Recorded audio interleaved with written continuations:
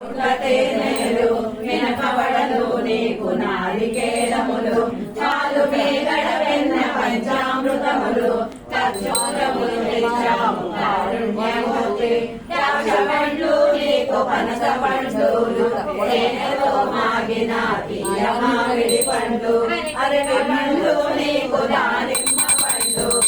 చూడు ఒకసారి శ్రీనివాసుందా తమలపాకులు చుట్టి తాంబూలమిచ్చాము సేవించు మా తండ్రి శేషపానుడవై